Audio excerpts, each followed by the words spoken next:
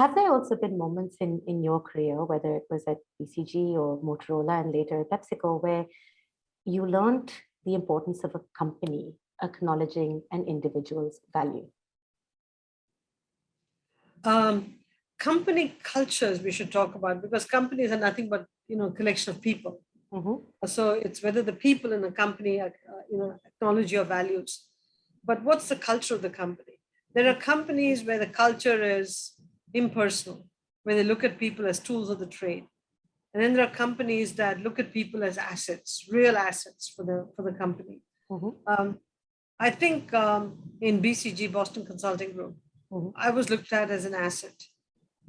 All the people in BCG are looked at as assets because consulting is nothing but people. Sure.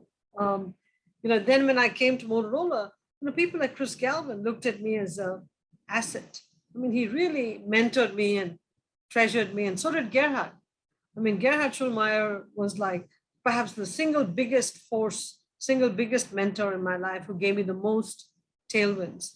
Kind of wanted to move back to something which is I thoroughly enjoy reading about and watch you doing. I call it the Indra Nooyi deep dive. And that in itself is an exceptional exercise, which translates into how you, in particular, roll up your sleeves and throw yourselves in and read everything and speak to everybody necessary that is required to have a more thorough understanding of the subject matter. This is something that I feel a trait that was born in India, and something which held you in good stead when you went to America, to Yale in particular. How does this ability that you have, which not very many people have, allow you to assimilate so much diverse thought and subject matter?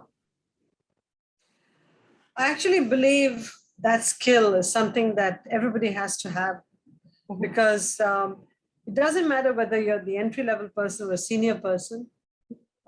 You have to understand the details of what you're being, what's being put in front of you. Not because you don't trust your people. It's because you respect your people.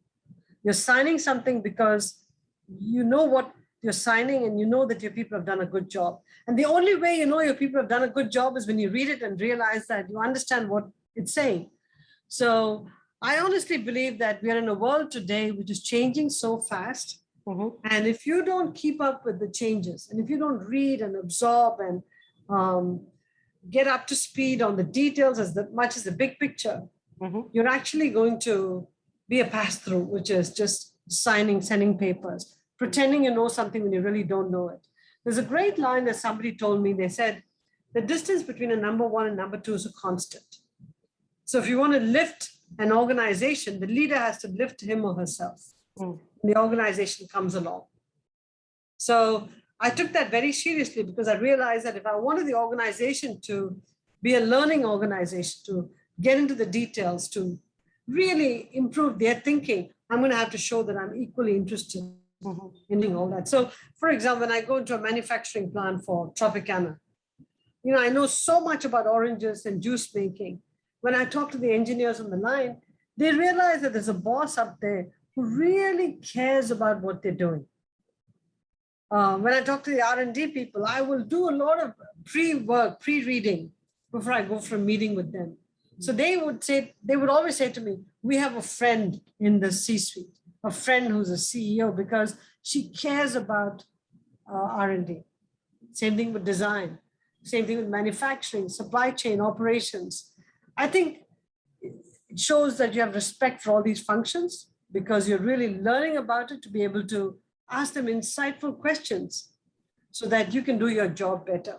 And I go back to business schools, Ambika. I think design thinking, zooming in, zooming out.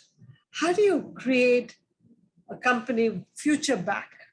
How do you think about the future trends and work backwards? How do you create shapes when shapes don't exist? I think it's all teachable. May not be fully teachable. You've got to have some innate skills, but I think they're somewhat teachable. I think we do that in business groups. So much of what you're speaking about is also incredibly intuitive. And I feel like nourish, replenish, and cherish must have come out of that thought as well. I find it amazing.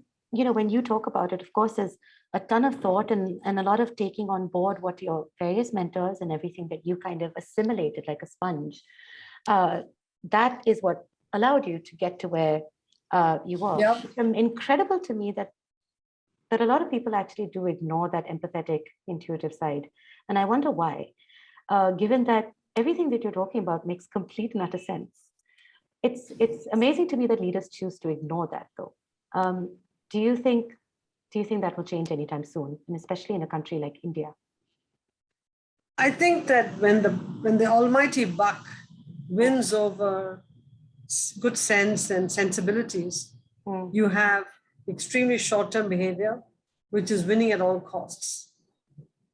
People should run companies for the duration of the company, not the duration of the CEO. Understood. People should run it, and it's almost like the P&L should have a line that says cost to society. And I always say to myself, you have to walk a mile in the shoes of other people. For example, a plant, walk a mile in the shoes of that community. Pretend you're one of that community persons.